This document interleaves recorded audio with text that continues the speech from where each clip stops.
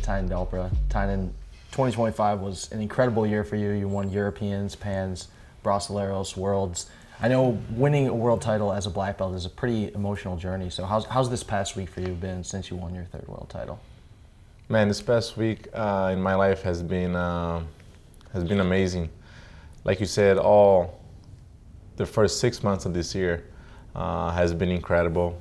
All the accomplishments, all the ups and downs that I've had this past year has really brought me into a new phase of my life and has shaped my mentality and my character into like a new version. So I think there's a lot of things that happened in this past couple of weeks, but just throughout the first 6 months of the year, I think like I grew.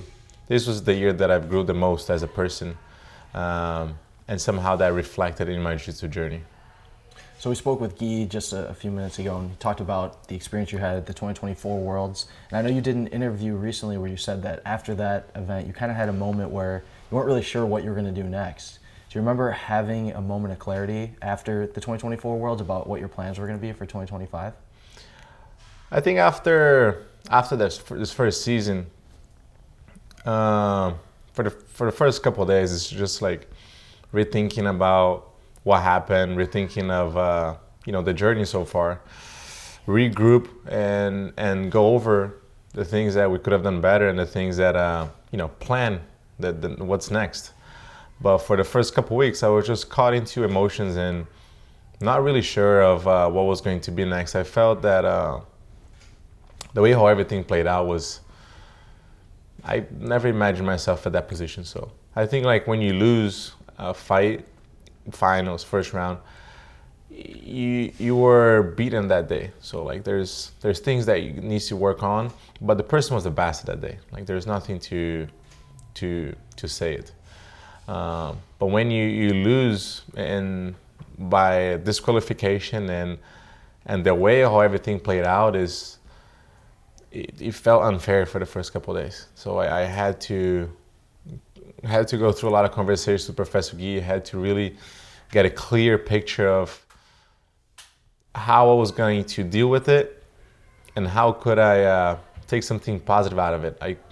I feel like at the same time, you can't be bathed in defeat and just be crying over spilled milk. So I'm lucky that to have such a great support system that kept it real. I feel like Professor Guy is just as honest as he gets. So he just kept it real to me. Just say, hey, you lost, you made a mistake, you pay the price, and now it's time to look forward. Now it's time to plan what we can do next and come back next year and make the best year of your life so far. So that's what we did. Another wrench kind of got thrown into the gears when you broke your hand preparing for the crown. So tell me about that experience, dealing with that injury and what some of your takeaways and what you learned from it. I think luckily I haven't been injured that many times in my career. I feel like jiu-jitsu can be rough on the body sometimes. But I managed to train smart. I managed to take care of my body.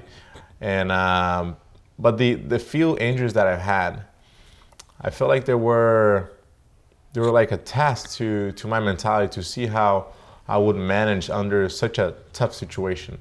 And on both ways, both times, when I hurt my knee as a purple belt and when I broke my hand now as a black belt, I don't know what, but it's just there's a trigger inside of me that does not allow me to think negative when something like that happens.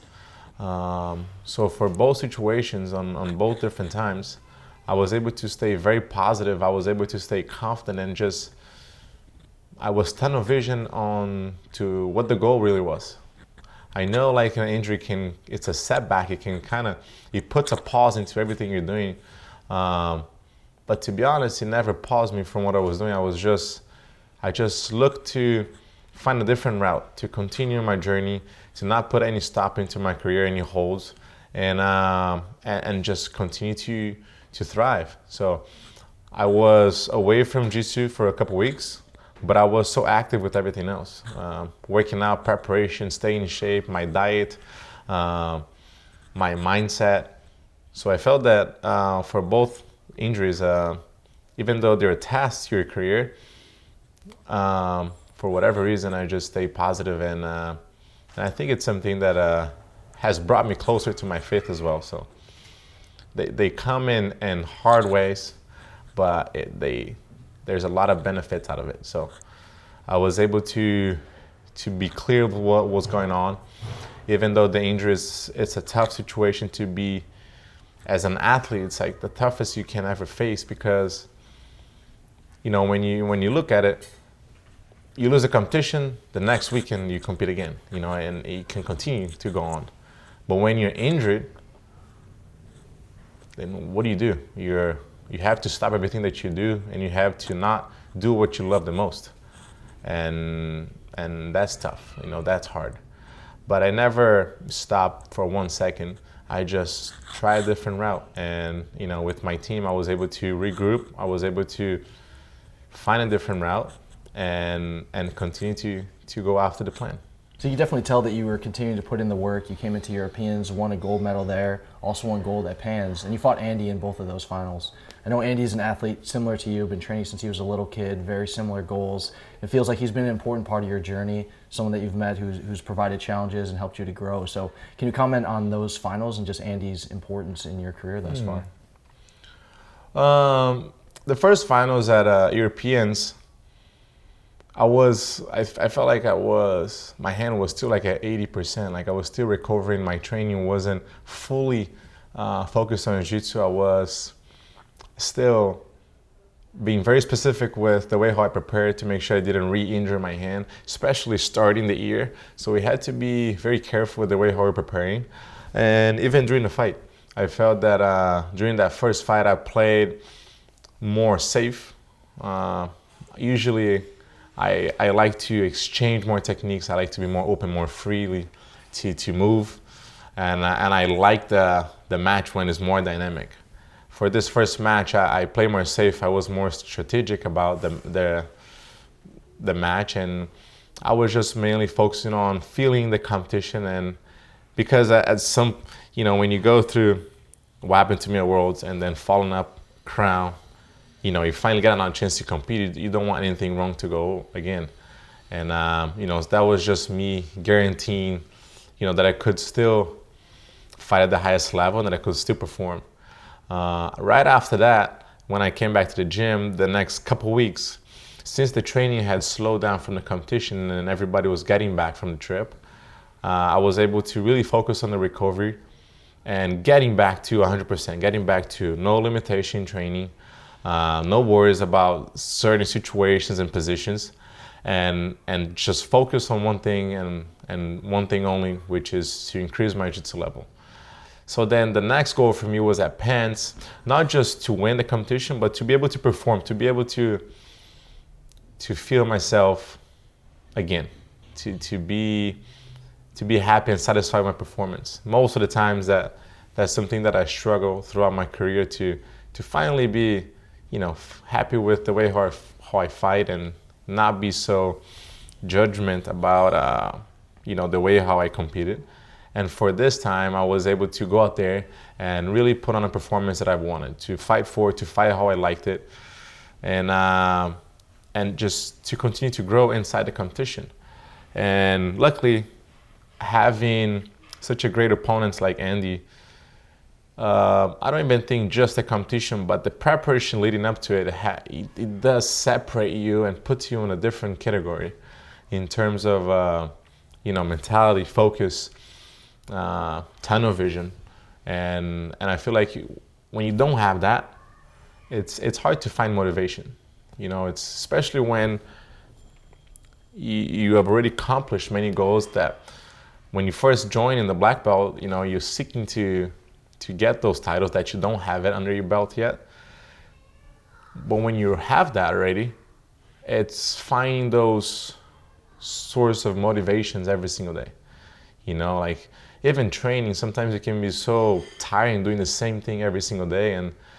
and you just go out there and spar, and then you go back home and you eat, sleep, you go back and spar and train more. You gotta find ways to motivate yourself every single day.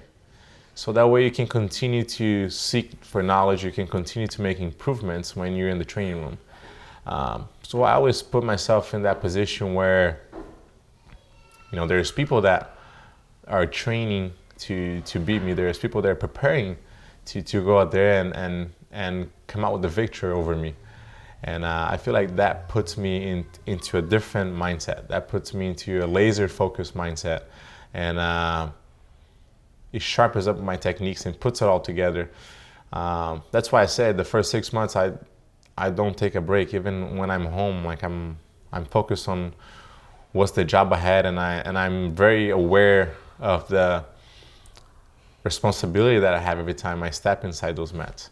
So I just appreciate having opponents like him. For the first 2 competitions of the year, he was president in my division. We were able to make to the finals, and I feel like that has a huge part into growing me as an athlete on the competition scenario. Outside the competition scenario is nothing but respect. I feel like when you share the mats with someone multiple times, like I've done, and not only that, but we grew up together, seeing each other at the competition. We're blue belts, juvenile together, and then purple belts together, and then brown belts together. You start to appreciate his efforts, So I've always saw the kind of work that he did, the education that his family, has raised him. And I've always appreciated people like him. I feel like Jiu-Jitsu can go different, people can take different routes. And sometimes in order to build their image, they go a route that, that I don't feel is the right thing to do. But Andy has always been a true martial artist. And, I've always cheered him on. And I hope he gets to accomplish all of his goals inside the sport. And yes, I'm a big fan of his work. Next up, after the finals with Andes, you had the Brasileiro. I know that's a tournament that seems really important to you. You won a couple years ago, came back this year, faced Elijah in the final, who was on quite a great run. I think you beat him 6-0, if I'm not mistaken, was the final score. But can you just tell me a bit about not only the final, but it felt like that was a good tournament to give you some, kind of like rejuvenate you and give you some energy heading into Worlds. Can you comment on that? Yes. Man, Brazilian National is tough. These are things that as an athlete, as you're growing up, you ask for, the recognition and the love for the fans. And there's nothing like fighting in Brazil, fighting in front of your family, in front of your fans. And because I don't do it so often, I'm now located in California. I've been located in California for the past 10 years. I feel like it gets loud when we're out there. And I feel like that competition, it takes some energy from you, because it's not just competing, it's just overall the whole experience. Every fan and everybody coming at you and taking photos and pictures and videos, and it's tough for you to fully be 100% focused at the competition, because there's so much going on at the same time. Also, every time we go there, it's not a lot of people in our team. We always go very few people, so the ups and downs of different people can kind of distract you for a second. But at the same time, you got to look at it with a lot of gratitude, with things that I've always asked for, with things that I've always prayed to have. Now I'm able to finally witness that. I'm able to be there and be fully present. So that's one thing that I've changed from all my other competitions. This year, every competition, I felt like I was fully present into it. Like all the other ones, it felt like everything happened so fast, and then in a heartbeat, everything was all over and then back to the training room. But this time, I enjoy every second of it, every process, from the moment we arrive to every single fight, to the afterwards, to celebrating with my friends, my team. So I enjoy it all. And having competition, especially, when you go to Brazil, it's not easy. So it was my plan to do the Grand Slam, but mainly my my plan was to enjoy every competition. Going to Europe and fighting Lisbon, and then going to Orlando, Florida, and fighting Pan Am's, and then going to Brazil and fighting São Paulo. Like, it's a lot. You're traveling back and forth all the time. It's hard to put on a full preparation for it because you're constantly having to travel and then cut weight and find ways to train. But it's, at the end of the day, it's worth it. There's nothing that I would look back and change. And I'm just in a moment right now that I'm full of gratitude and very thankful for everything that has been happening so far. Well, that brings us to the Worlds, and you mentioned at Brasileiros, you guys typically bring a small team, but there's still like some ups and downs watching the competitors and seeing their results. At the Worlds, you guys bring a huge team. Yes. And you coach a lot of the kids or even the adults, and I know you care so deeply about them and you coach them on a daily basis. So what is it like trying to manage your emotions before you even step on the mat when you're watching all your students and teammates getting wins or getting losses? Yeah. That's something that I have, that Professor Gil was really clear to me this Worlds. I don't know why, but I have such a soft touch when it comes down to my team. I'm not really sure why it brings so much emotion out of me. Maybe it's because the work that we do. Maybe it's because it's something that I care so much about it. But this year I was mainly trying to block my attention to those and focus on a little bit more myself. So in the first couple of days, okay, because you're not preparing to fight yet. It's not your day. But when you go in the black belt, everything is happening right there in front of you. So when I stepped into the mats, when I stepped into the competition, I was just mainly focused on my first 2 fights and not get lost into, the mix of emotions and just focus on what I had to do.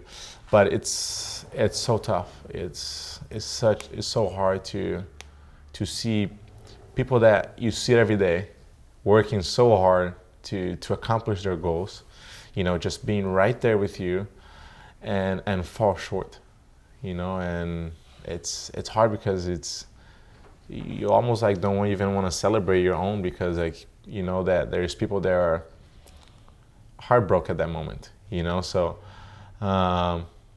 again, it's time will do it. Time will heal.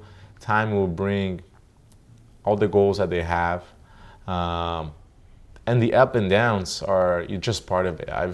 I've always heard that, but when it's done with you, I feel like here now I'm able to talk to them better. Now I'm able to express a little bit more about my experience. Like I remember Professor Guy and Professor Alpha talking to me about their experience, but it's hard to really understand until it's your own, and especially because I wasn't present when that was happening. I arrived at the team in 2015.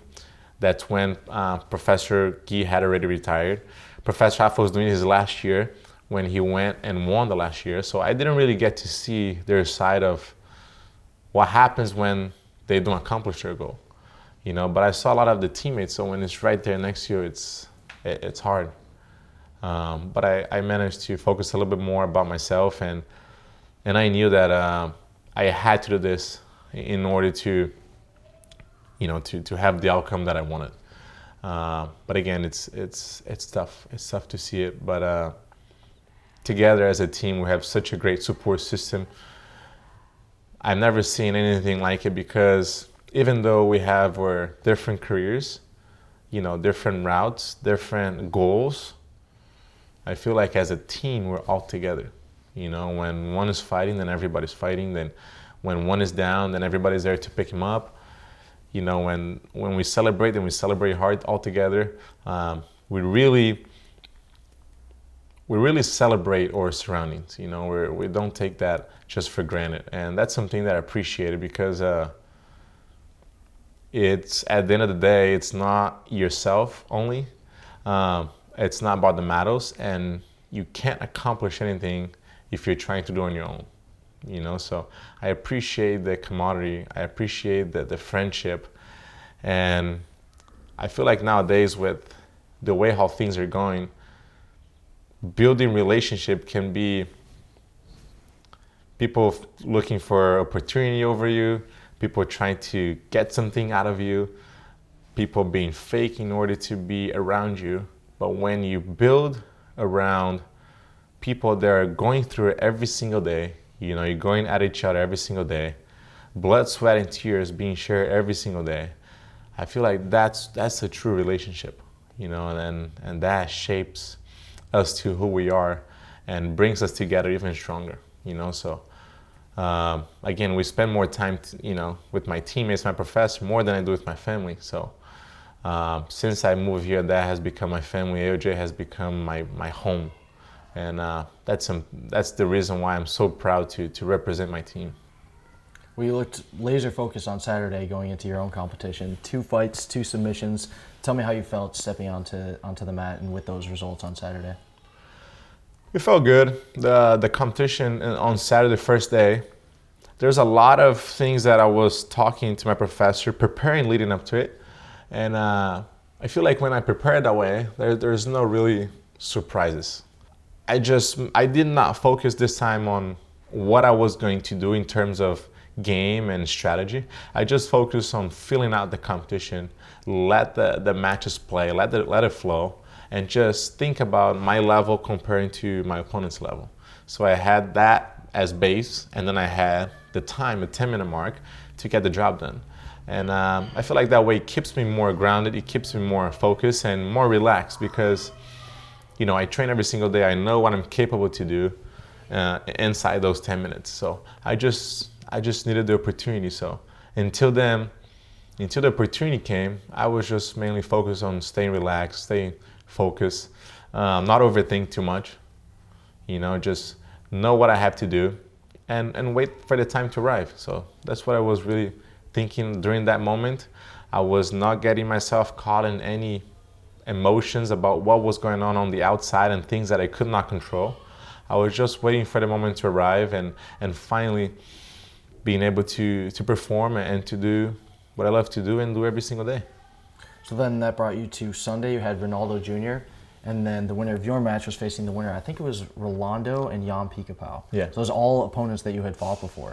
So did that give you some confidence, just knowing like you felt these guys on the mat at black belt? Some of them weren't as recent. I think the last match with Ronaldo was 2022. But having had matches with these guys, did that give you a little bit more confidence trying to get your 3rd world title? Yes, I think when the brackets really came out, that's when I took a deep look into what really matters in terms of the competition, you know. So like I said, I whenever I'm analyzing, whenever I'm looking at the bracket, it's not even about, you know, how many times I've beat the person before, but really the level of jiu-jitsu, you know, like really right now I realize that like my level of jiu-jitsu is so high that it's hard for, you know, for anybody to just come and you do whatever they want, you know. So I've reached that level, and whenever I'm looking at it, that's the things that I'm basing off. I'm basing off my level of jiu-jitsu, then my training comes right after, and then the amount of work, you know. So when I looked at it, I felt that I was higher level. I felt that I trained more, and I felt that I was more confident. So it would be a mistake of mine if I let something from the outside change that perspective that I have. And many times before, I've let that happen. I've let people's opinions and things from the outside dictate or change the way how actually it is, you know. So this time I didn't let any noise from the outside change my perspective and the way how I saw it, the competition. I mainly focus on the inside, what I believe, what I know, and what's true, and I feel like that kept me really confident and it kept me really relaxed going into day 2. So again, blocking out the noise, making sure I stay true to myself and to those that believe in me, and getting the job done. The team was doing so good on Sunday. The first 4 finals were all won by AOJ, 4 female black belt titles. Then you had Pato win before you. Did those results energize you going into the final? Yeah, I feel like I think seeing Mia accomplish the first day, the way how she fought the first day has really filled me up with energy because she's someone that I follow, like that I was a blue belt and she was like a yellow gray belt. And seeing the way how she was competing the first day, and that's something that I was just talking to Professor the other day. Doing it in your rookie year, in your first year, it's amazing. It's like, it really shows, who you are. And I felt actually for the very first time, because all the other time she was fighting a separate day, for the very first time I saw her being herself out there, and that really gave me the energy to be like, all right, that's, we're on the right track. We're right there. You just got to continue. And then the following day, all the finals, all the women's finals, and then all the men's finals. I was just happy to see all my teammates out there with me. When I fought my first year as a black belt, there was no teammates. Everybody was still color belt. I was the only one fighting the black belt division. And then not only that, but when I fought, my teammate Jonathan ended up hurting himself the day before. So I felt like going to the second day just kind of like by myself. And, having the whole team, it changed everything. It changed everything.